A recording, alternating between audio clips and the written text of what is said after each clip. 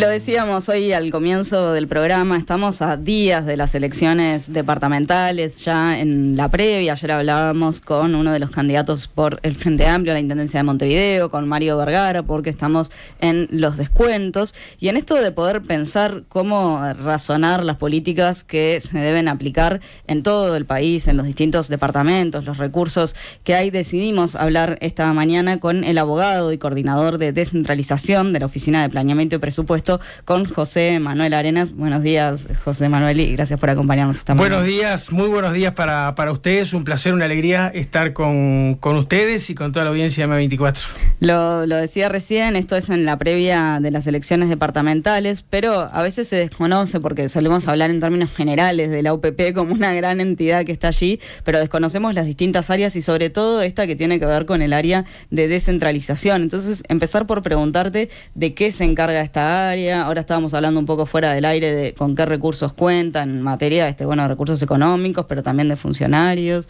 Sí, cómo no, con muchísimo gusto. La Oficina de Planeamiento y Presupuesto fue creada en la Constitución de 1967 como una unidad ejecutora de Presidencia de la República,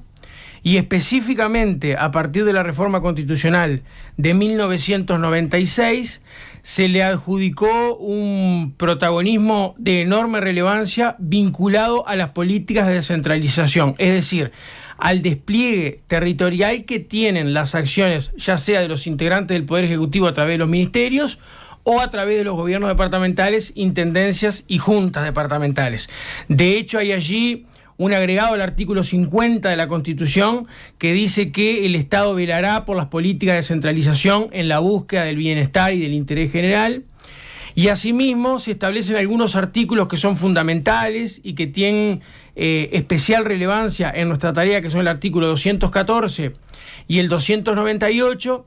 que tienen y que dan origen a ese marco de transferencias que desde el área de descentralización de la Oficina de Planeamiento y Presupuesto nosotros administramos y que suponen desembolsos económicos de diverso origen que desde el Gobierno Nacional transferimos a las intendencias y a los municipios. Desembolsos económicos que, para que la gente tenga una idea,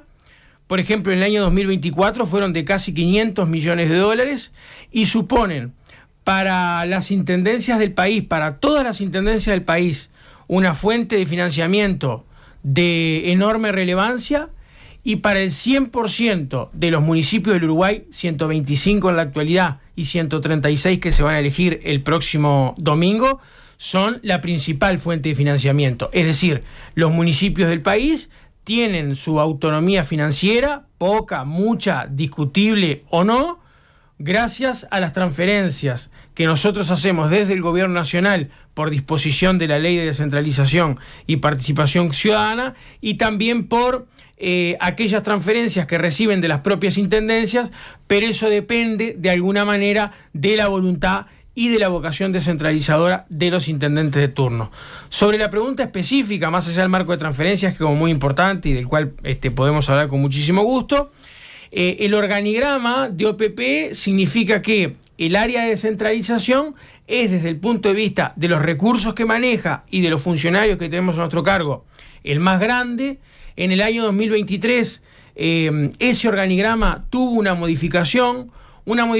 que desde el punto de vista teórico es plausible, es razonable, nosotros la compartimos, y que significó alterar un viejo esquema de ordenar la oficina en base a los programas y a las transferencias que se hacía a los departamentos en base a divisiones. Y fue así que se crearon 3 grandes divisiones. Una de esas divisiones es la división infraestructura. Esa división gestiona 3 grandes programas y 3 grandes transferencias, que son el programa de gestión subnacional a través de un financiamiento con el Banco Interamericano de Desarrollo. Gestiona el Fondo de Desarrollo del Interior, una transferencia que tiene su origen en el artículo 298 de la Constitución y que establece que un porcentaje de los impuestos que pagamos quienes vivimos en el interior tiene que devolverse a los departamentos, tiene como una naturaleza jurídica devolutiva, y administra también esa división infraestructura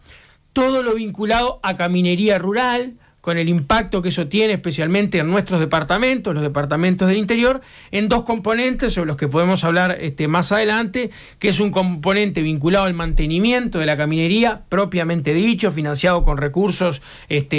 locales generados en el país, y algo que se denomina el Programa de Caminería Rural Productiva, el PCRP, que es a través de un financiamiento con el Banco Interamericano de Desarrollo también, y que más allá del mantenimiento lo que busca es el cambio de estándar de la caminería rural, la mejora, el alcantarillado, de pronto el pasar de balastro a bitumen o de bitumen a carpeta asfáltica eventualmente. Eso es la división infraestructura. Después hay una división de fortalecimiento institucional que busca el trabajo permanente con intendencias, con juntas departamentales y con municipios, trabajando en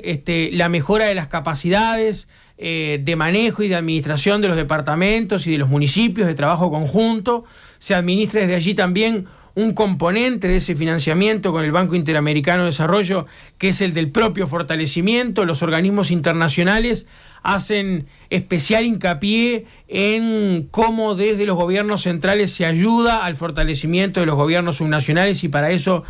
colaboran y contribuyen con el financiamiento. Y desde esa división, además, se administran dos grandes herramientas que tienen su origen en los últimos gobiernos del Frente Amplio y que permiten una mejora en la transparencia y en la gestión de los recursos, que son el Observatorio Territorio Uruguay y el Mirador Ciudadano, que permiten que cualquier ciudadano de la República Oriental del Uruguay, desde cualquier lugar en el que se encuentre, puede acceder a través de una página web, de una plataforma, a las obras y el despliegue territorial que se está haciendo con sus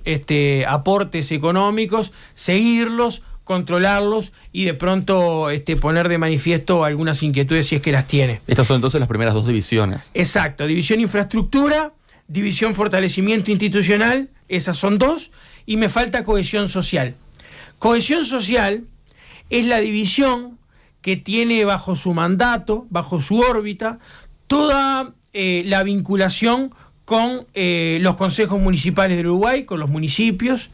que administra desde el punto de vista económico y sustantivo el Fondo de Incentivo a la Gestión Municipal, que es una transferencia que, como decía anteriormente, tuvo su origen en la Ley de Descentralización y Participación Ciudadana, cuando por impulso del doctor Tabaré Vázquez se crearon los municipios en el Uruguay. Si bien ya desde la Constitución del 96 existió la posibilidad de la creación de las autoridades locales, fue con el advenimiento del Frente Amplio en el Gobierno Nacional que se puso realmente en marcha ese mecanismo y se crearon los municipios. Ese fondo, que es una transferencia económica a cada consejo municipal del Uruguay. Sí, ahora te vamos a preguntar algunas cosas. Sí, cómo no,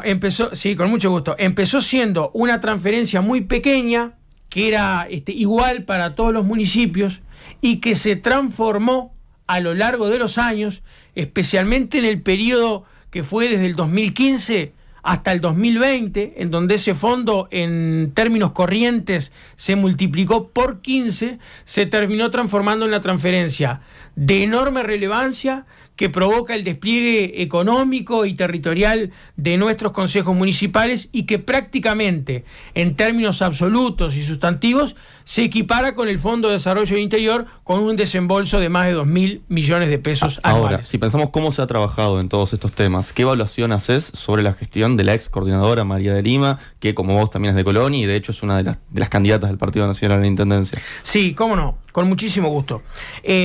Primero que nosotros tuvimos un periodo de transición razonable, tuvimos diversas instancias, de hecho con nuestros directores de la oficina, con Rodrigo Arín, con Jorge Polgar y con quienes estaban anteriormente en esos cargos, y también con los directores de cada una de estas divisiones que yo les estaba mencionando. Y ahí la primera aclaración, que es oportuna desde el punto de vista del organigrama. El gobierno anterior y la Oficina de Planeamiento y Presupuesto que nos dejó, decidió, por razones que pueden ser compartibles o no, en realidad a nuestro juicio no era lo ideal, no designar un coordinador del área de descentralización, sino que lo que designó fue directores de las divisiones. María de Lima, mi coterránea María de Lima, con quien tengo una excelente relación republicana, era quien coordinaba el área de cohesión social, la de la vinculación con los municipios. Guillermo Bordoli administraba la división de infraestructura, y Guzmán y Fran dirigía y administraba la división de fortalecimiento institucional. Y si pensamos en la labor de esos 3 directores, ¿cuál es tu evaluación? Bueno, algunas cosas que quiero mencionar respecto a ese tema, especialmente en lo vinculado al Fondo de Incentivo a la Gestión Municipal. Si bien en los primeros años de la administración anterior se pretendió establecer e imponer un relato a la ciudadanía de que la vocación descentralizadora del gobierno era mejor que la que tenían los gobiernos anteriores y que eso se traducía en mayores transferencias económicas a los municipios, lo cierto es que en los primeros años de la administración anterior, los montos transferidos a los consejos municipales de este país disminuyeron, sufrieron una reducción de carácter sustantivo que vio perjudicada el despliegue y el desarrollo territorial que tienen los municipios en Uruguay. Nosotros somos conscientes que aún siendo esas transferencias insuficientes, no hay descentralización posible sin recursos, y esas transferencias respecto del Fondo de Incentivo a la Gestión Municipal recién se equipararon con los últimos años del último gobierno del Frente Amplio, en estos años que fueron cuando finalizaba el periodo anterior. Eso de alguna manera, a nuestro juicio, demuestra que si bien en los hechos, en los dichos se podía manifestar como una concepción positiva de la descentralización política a través de la creación de los municipios, eso no se vio reflejado en los hechos, a través de este desembolso de los recursos y también a través de otras actitudes. Nosotros percibimos, por ejemplo, que entre estas divisiones, infraestructura y cohesión social específicamente, que tienen y que deben tener una relación permanente, de pronto había diversidad de criterios, diversidad a la hora de... ¿Eso va a cambiar ahora? O sea, la idea es que este tipo de cosas cambien. ¿Cuáles van a ser las diferencias que van a existir entre lo que fue la gestión pasada y lo que va a ser esta gestión? Sí, lo primero y más importante respecto a este tema es que nosotros hemos consolidado un equipo, designando además quiénes van a dirigir esas divisiones, en un mayor componente además con gente que es de nuestra confianza política, pero que son funcionarios de OPP de hace muchos años. Nosotros creemos que dentro de nuestra oficina, más allá de que la integramos personas provenientes de las más diversas extracciones políticas y sociales, todas absolutamente respetables, hay una enorme capacidad que nosotros queremos aprovechar en beneficio del país. Desde ese punto de vista, quienes dirigen nuestras divisiones, y en mi caso, dirigiendo el área en general y también con nuestros directores de la oficina, tenemos una misma concepción de la descentralización política y la participación ciudadana, y eso ya es un puntapié mucho mejor del que teníamos antes. Esto significa, estamos de acuerdo con la descentralización a través de los municipios, queremos fortalecer la participación en los consejos municipales y queremos combatir, esto lo quiero decir claramente, de manera muy serena y dentro de los parámetros que nos marca el ordenamiento jurídico, un concepto que en el Uruguay no tiene ni sustento político ni jurídico, que es el de alcaldía. Nosotros reivindicamos el rol de las autoridades locales como consejos ejecutivos, colegiados, integrados por 5 miembros que en conjunto conforman la autoridad local. El hecho de transmitir que la autoridad local se denomina alcaldía, no solamente que no tiene sustento jurídico, porque en Uruguay no existen, como pueden existir en otros países del mundo, es cierto, sino que además le otorga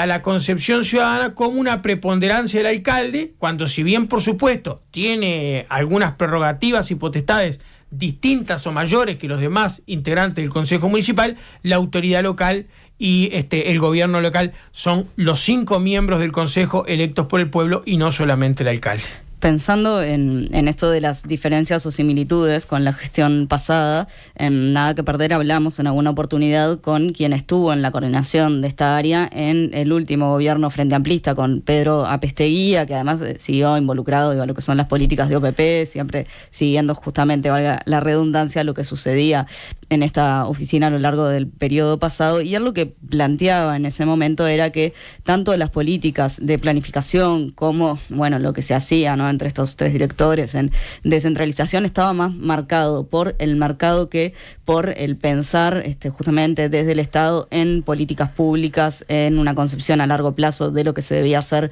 en la materia, que a su vez la estrategia que dejó el Frente Amplio a 2050, él decía irónicamente, bueno, se estará usando para sostener algún escritorio. ¿Compartís esta opinión? Sí, absolutamente. Además de decir y dejar constancia de que con Pedro tenemos muy buena relación. De hecho, yo aprendí muchas cosas con él cuando fue director de descentralización y de inversión pública en el último gobierno de Tabaré Vázquez, y es una referencia para nosotros en materias de política de descentralización y también en materia económica. Y sobre eso quiero decir una cosa, porque tiene que ver en cómo uno concibe el rol de la Oficina de Planeamiento y Presupuesto y cómo entiende que funciona este marco de transferencias que nosotros administramos. Y hay una cosa que a nuestro juicio supone un cambio de concepción de este gobierno con el anterior, y es que nosotros no somos, ni nos entendemos, ni creemos que la Constitución lo haya creído así, que la oficina es una mera administradora de recursos económicos que son propiedad absoluta e indisponible o de los intendentes o de los gobiernos departamentales o de los municipios, sino que verdaderamente nosotros tenemos que tener un rol protagónico para trabajar junto con ellos en poder focalizar esas transferencias, ese marco de transferencias, en políticas que sean prioridad, no solamente para el gobierno nacional, sino también para los propios gobiernos departamentales. Porque hay una cosa en la que nosotros queremos trabajar mucho y sobre la que podemos ahondar, que es en el tema de el articular este despliegue de políticas de descentralización que hay en el interior, no solamente pensando en las intendencias, que tienen un rol protagónico en esto, sino también pensando en el despliegue de los ministerios. Vivimos en un país en donde el presupuesto es acotado, los recursos son finitos, tenemos algunos condicionamientos financieros que son de público conocimiento, y en ese marco no puede suceder, como ha sucedido históricamente. Por ejemplo, voy a poner una anécdota de cualquier ciudad, y cualquiera que me esté escuchando puede decir que existe, que en una localidad del interior de 8 o 10 mil habitantes, como puede ser cualquiera de las nuestras, de las cuales nos sentimos más muy orgullosos, estemos financiando a través de una transferencia mediante un gobierno departamental o municipal la construcción de una piscina climatizada en un lugar que va a traer grandes beneficios para la comunidad, y a 10 cuadras el Ministerio de Transporte haya autorizado un convenio social para la construcción de otra piscina climatizada. En realidad lo que nosotros tenemos que hacer es trabajar todos juntos para articular y no superponer esfuerzos. Existe un organismo que fue creado por la Constitución para eso, que es la Comisión Sectorial de Descentralización. Te vamos a preguntar más adelante de esto de la comisión. Perfecto. Pero me quedé con algo que decías recién, porque comentabas, bueno, en realidad ya se sabe que la situación económica no es la mejor, o las condiciones en las que quedó la economía. ¿Eso va a influir en los fondos que va a tener el área de descentralización? Bueno, como se sabe, desde el punto de vista de la proyección de los recursos y las transferencias, este año es un año fundamental, en base a esto que vos decías y en base a un plazo que a nosotros nos marca la Constitución y que es importante que la ciudadanía sepa, además en términos didácticos. Lo que dice la Constitución de la República en el artículo 214 es que 30 días antes de que el proyecto de presupuesto quinquenal ingrese al Parlamento, que eso es 6 meses después de que asumió el presidente, o sea, 6 meses después del 1 de marzo, tiene que haber un acuerdo o intentarse un acuerdo, que es lo que ha pasado históricamente, entre el Congreso de Intendentes vía Comisión Sectorial de Descentralización y el Poder Ejecutivo de cómo se va a distribuir este marco de transferencias. Históricamente, esto ha convocado un gran acuerdo nacional que se ha puesto en práctica y que se ha llevado y se ha formado como parte constitutiva de esa ley de presupuesto. Ahora, eso es pensando en la distribución, pero en términos totales de cantidad, por lo que decías, si en el periodo pasado se redujo, ahora van a pedir más fondos. ¿Eso es viable con la situación actual? Bueno, lo que es viable a nuestro juicio es, primero, no necesariamente se necesitan más recursos para administrarlos de mejor manera y de focalizarlos en políticas que sean nuestra prioridad. Nosotros lo que pretendemos en esta discusión, que además involucra diálogos con los distintos ministerios, especialmente con el Ministerio de Economía y Finanzas, para la elaboración de este presupuesto y el marco de transferencias, es que ese monto o ese cúmulo de dineros que se prevé y se transfiere a los gobiernos departamentales se mantenga, y esa va a ser nuestra defensa en estos meses. ¿Y con qué criterios se van a asignar esos montos a los diferentes lugares? Bueno, está muy bueno, porque está muy bueno que se conozca cómo es que se distribuye. Lo primero es que de ese marco de transferencias que nosotros administramos, existen algunas de ellas que son de origen constitucional y por lo tanto suponen una disponibilidad bastante libre por parte de quien las recibe. Me refiero a las transferencias del artículo 214 de la Constitución, que establece que un porcentaje del presupuesto nacional tiene que destinarse a los gobiernos departamentales, y el artículo 298, que es el que establece el Fondo de Desarrollo del Interior, que les explicaba anteriormente. Esas dos transferencias, especialmente la del artículo 214, suponen casi el 80% en términos totales de las transferencias que se hacen a los gobiernos departamentales. La distribución, tanto del Fondo de Desarrollo del Interior o del artículo 214, que es una pregunta que a cualquiera se le puede ocurrir, de hecho, cuando nosotros ingresamos, sabíamos que era una discusión que se venía por delante, se ha hecho en términos históricos de la siguiente manera. Cuando en el año 96 se crearon estas transferencias, este nuevo marco de transferencias, se hizo por primera vez una distribución de estos recursos en los departamentos a través de una decisión del Congreso de Intendentes en acuerdo con el Poder Ejecutivo, en base a 4 criterios, que eran población de los departamentos, territorio, necesidades básicas insatisfechas y el inverso del PIB. En aquel momento se hizo un criterio en base a esos 4 aspectos que yo les mencionaba y se estableció un método de distribución. Ese método original de los años 2000, con alguna alteración que recibió en el año 2005, se mantiene de manera incambiada. ¿Por qué se mantiene de forma incambiada? Porque no ha habido un acuerdo hasta el día de hoy de la realización de una alteración, porque lo que sí todos somos conscientes en el Uruguay es que la situación de nuestro país en el 2025 no es la misma que en el año 2000, y seguramente haya lugares en donde hay más necesidades básicas insatisfechas que en aquel momento, y en algunos lugares donde hay menos, y eso requiere de una modificación. Y quiero decir algo porque esto se ha intentado. Y hay una cosa que nosotros la estamos manejando ahora, es importante que se sepa, y es que en el periodo anterior, en el gobierno del presidente Lacalle, se impulsó la eliminación de algo que se llamaba el Fondo Metropolitano, y se creó algo que se le denominó el Fondo de Asimetrías. Justamente sobre eso, José, te queríamos consultar, ya que justamente la eliminación de este fondo desde el Frente Amplio se tomó como un golpe a las intendencias frente amplista. ¿Vos compartís esta visión? Bueno, en los hechos lo fue, porque era un fondo que básicamente lo que intentaba era disminuir el perjuicio que tenían las intendencias, en este caso en Montevideo y Canelones, por esta distribución que se consideraba injusta en algunos aspectos. Había un acuerdo en base a eso y se aplicaba la existencia de este fondo. Ese fondo se modificó y se alteró por el Fondo de Asimetrías. ¿Qué buscaba el Fondo de Asimetrías? El Fondo de Asimetrías buscaba reducir esta injusticia que en principio se estaba generando por esta distribución de las alícuotas en base a parámetros que todos compartimos, pero que no son los que están vigentes en la actualidad. Y si pensamos ahora en este periodo, sabemos que esto obviamente no depende de ti, pero ¿entendés que se debería restablecer este Fondo Metropolitano de Infraestructura? Bueno, ahí quiero contarles qué pasó con el Fondo de Asimetrías, porque es importante. Cuando se creó el Fondo de Asimetrías, se estableció en una ley de rendición de cuentas del periodo pasado la creación de un comité interinstitucional que se iba a encargar, en teoría, no solamente de hacer un seguimiento de ese fondo, sino que iba a pensar, a trabajar, a proponer una nueva redistribución de estas transferencias del artículo 214, especialmente para eliminar la injusticia que dio creación al fondo.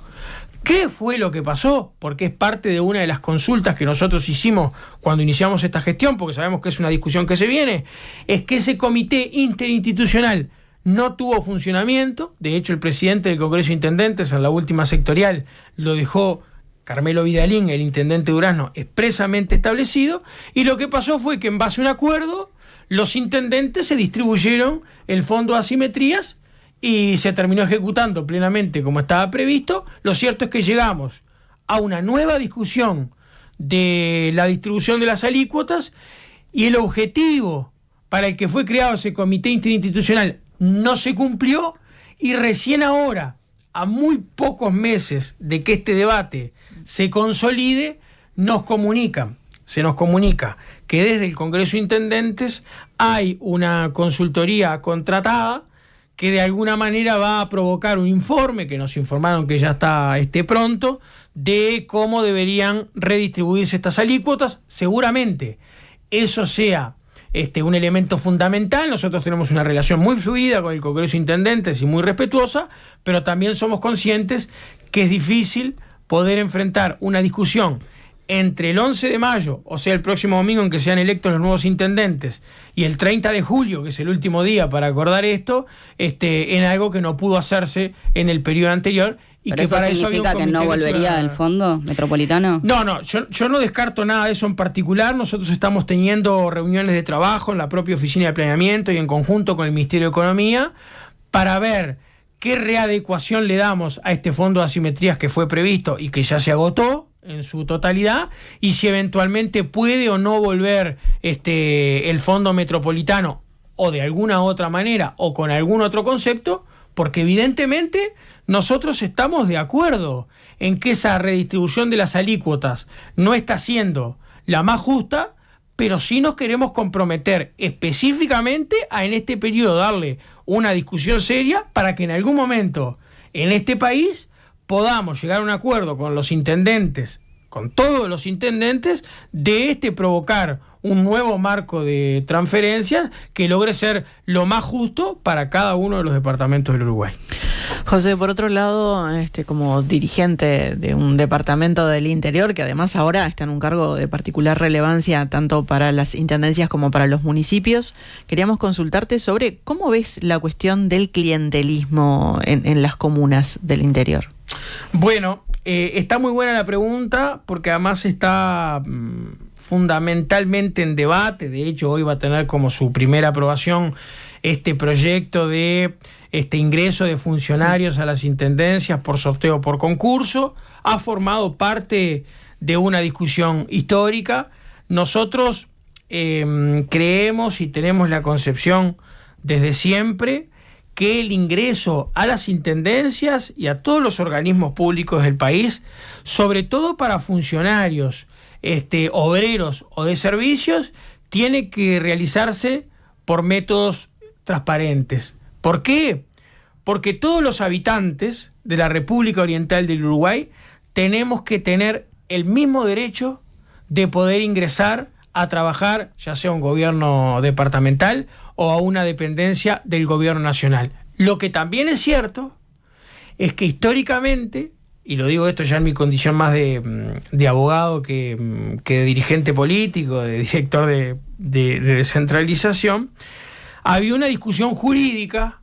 que todavía algunos reivindican y que es pasible de discusión, en donde establece que hay un artículo en la Constitución que dice que los intendentes pueden designar a los obreros de sus dependencias, y eso ha sido utilizado como el fundamento técnico o jurídico para decir nosotros ingresamos por designación directa los trabajadores a las intendencias. ¿Cómo fue en este quinquenio eso en el caso de Colonia? Bueno, particularmente en el caso de Colonia se da una situación que se repite en muchos gobiernos departamentales. El organigrama de la Intendencia de Colonia implica que hay un porcentaje de funcionarios presupuestados que históricamente han prestado sus funciones para la intendencia, pero que hay un gran porcentaje de funcionarios que no solamente ingresan por designación directa, sino que lo hacen en calidad de contratados. Lo cierto es que en realidad esa calidad de contratados se termina eternizando en el tiempo y en los hechos esos funcionarios que ingresan en esa calidad se terminan transformando en funcionarios permanentes. Digamos, tenemos funcionarios de gente que trabaja para la Intendencia de Colonia o para otra que renueva sus contratos hace 10, 15 o 20 años. ¿Cuál es la diferencia entre el que es contratado y el que es presupuestado? En que el funcionario que es contratado depende de una decisión del jerarca política de si le renueva el contrato o no. ¿Y se ha hecho un abuso de eso en Colonia? Bueno, ¿cuánto incide esa situación de hecho en sobre todo esas personas, por ejemplo, a la hora de definir el voto? Bueno, objetivamente no lo sabemos. Lo que sí es cierto es que es posible que eso acontezca, porque una persona que está dependiendo de que el intendente de un partido político le renueve el contrato todos los años y de eso dependa su supervivencia en esa labor, bueno, implica como un grado de dependencia que puede influir en el voto de esas personas. Que siempre ocurra, no, y que todas las intendencias lo hagan, no, porque también soy un convencido de que buenos y malos los hay en todos los ámbitos de la vida. Pero si nosotros condenamos esa forma de ingreso, estamos muy contentos además de que existan iniciativas para modificarlo, y además somos conscientes de que se requieren mayorías especiales que en principio están como garantizadas, porque aquellas leyes que tengan como vinculación con las autonomías departamentales requieren de una mayoría especial que, si todo sale bien, se va a concretar en la actividad parlamentaria. José Manuel Arenas, coordinador de descentralización de la Oficina de Planeamiento y Presupuesto, muchísimas gracias por acompañarnos esta mañana. Muchas gracias, un placer y estoy a la orden. Gracias. Nada que perder.